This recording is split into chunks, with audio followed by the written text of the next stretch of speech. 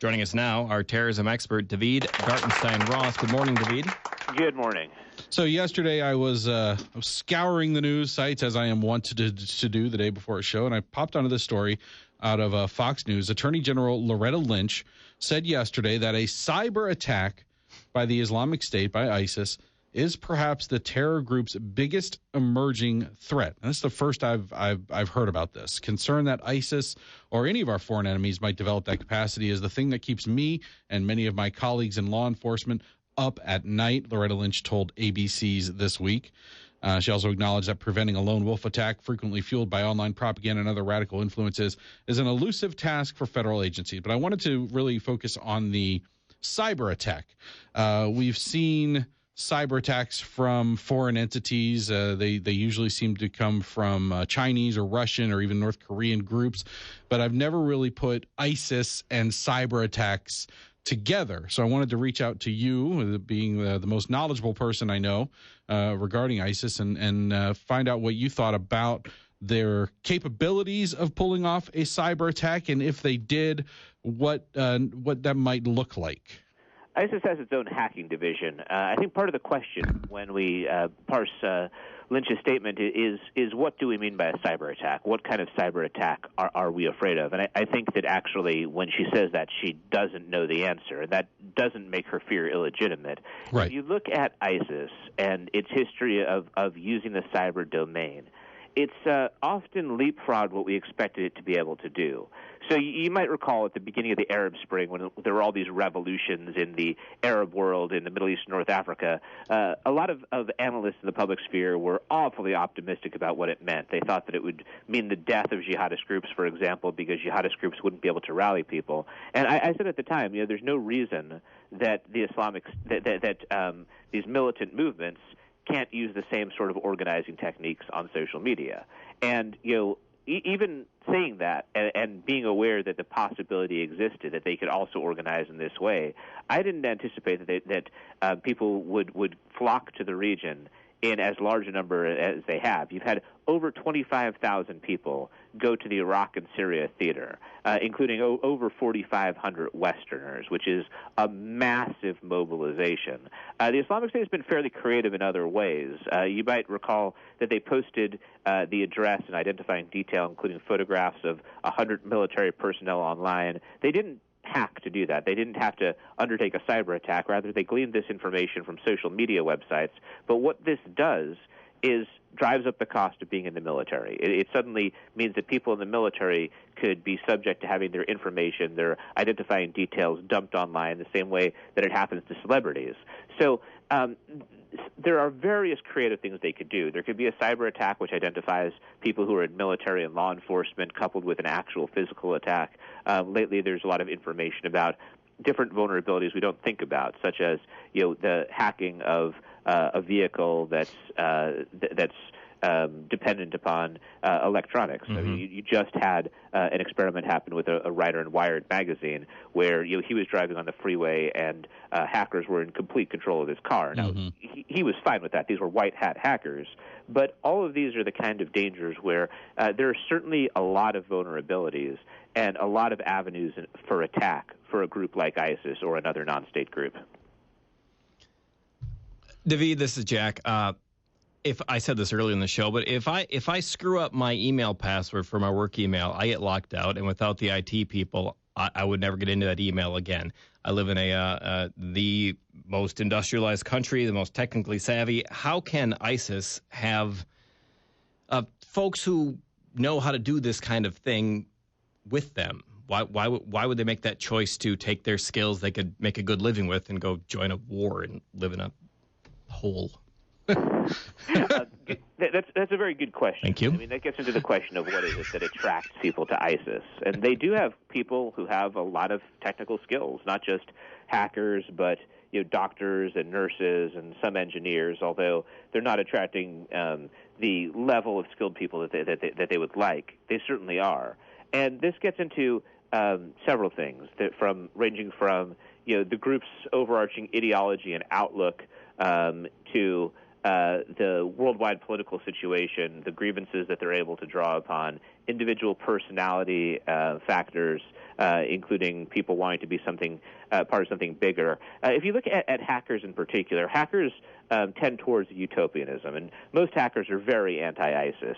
You might be familiar with another hacking group called Anonymous, and Anonymous has actually been attacking ISIS pretty unrelentingly because ISIS is completely against what Anonymous stands for, even though Anonymous is also tends to oppose governments. It certainly opposes the fascism of ISIS. ISIS draws from a different set. It also possesses a utopian ideology, and it possesses a utopian ideology in a world where many things aren't fair. We do not live in a perfect world. And so it has a lot of grievances that it can draw upon, and for people who have this skill of hacking and want to possess it, want to harness it in service of a bigger cause, ISIS is one of those things which right now is able to mobilize people, and even though it's despised, it certainly has its admirers and people who believe in what it stands for. It seems like that for various groups that would like to do harm to this country, whether it be ISIS for purely ideological reasons, or for groups in China or Russia for maybe economic reasons, that cyber attacks that we are very, very vulnerable to cyber attacks, and there doesn't seem to be any sort of plan or understanding from our government on how to defend against these or how to respond against these. There was a big article a while back about how hackers shut down a casino in Vegas for hours, and because so many of these attacks are done on private corporate entities, there doesn't seem to be any appropriate government response. Do you get any sense of any mobilization or efforts on our government to prevent these and how to respond to these types of cyber attacks? There have been efforts, but I'm not convinced that any of them amount to anything resembling a comprehensive strategy. Yeah. The difficulty of cybersecurity is that cybersecurity is only as good as its weakest link, and that weakest link is going to be human. It's going to be the guy who leaves his password sitting in a place where it's photographed, which is something that actually happened for a newspaper fairly recently, and people. Hackers be able to penetrate the system using the limited information they get. People transmit, they leave a lot of trails in cyberspace that they're not even aware of, that someone with pretty strong technological capabilities can pick up on and exploit. That's one of the difficulties. As to a strategy, no, I mean, I don't see that we have a strategy for how to respond to them. In a lot of cases, we won't acknowledge who the attacker was. And the China hack of OPM, for example, there's some hesitancy on the government's part to acknowledge that it's China, in part because we don't want to be in a situation where we're getting attacked and we're not doing anything about it. Part of the reason we're so unprepared is we've been used to having absolute cyber dominance, and that period has gone away. I think that the U.S. can again put itself in a position where it leapfrogs its competitors, but right now we're not there. We're talking with David Gartenstein-Ross, our terrorism expert, about ISIS's capabilities to participate in cyber attack. David, the last question that I've got, Attorney General Loretta Lynch in this story said that ISIS has more than 20,000 English language Twitter followers.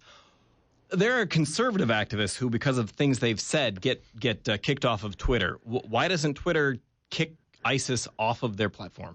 Oh, it does. Okay. It kicks them off again and again and again. The problem is that they just keep coming back on. Twitter doesn't have, right now it doesn't have a way to kick people off and stop them from returning. Sure. Now, you can break down ways that could be done, such as getting someone's IP address, although that can be circumvented, right? You can create a spoof IP address in order to get onto Twitter if your IP address has been hacked. So Twitter it has a disruptive effect by booting these accounts off. But what these accounts do in return is they have redirects that will redirect people to the new account that they've opened up. And they'll also have supporters who are at the fringes of the movement who will give shout-outs as to where the new accounts are that you should follow after the old ones have been kicked off. So right now it's very much akin to like the targeted killing program except that the kills are getting rid of a Twitter account, which then is recreated 5 seconds later.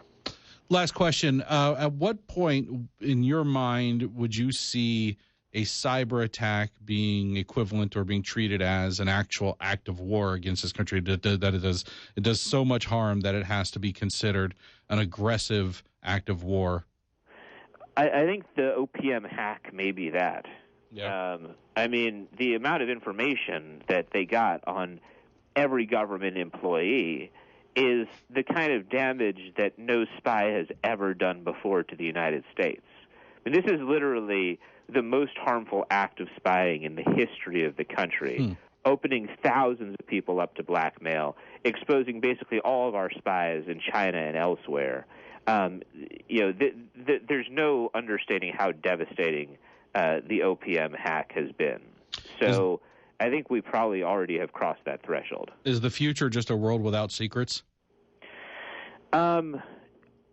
Maybe, but what I'd say is that pendulums tend to swing from one direction to another. And right now, we're coming from a world where cyberspace was this open domain. And there's many ways you could see that situation reversing. For one thing, governments will start to segment and stovepipe more information. In some cases, like OPM actually does this, for certain investigations, they don't keep electronic files. They only keep the file on paper. So, other steps will be taken. Like the pendulum is going to swing back to some extent. Mm-hmm. But right now we're in a world where almost nothing can be considered secret. And government secrets, you have to anticipate, are going to leak in most cases sooner rather than later. Yeah. All right.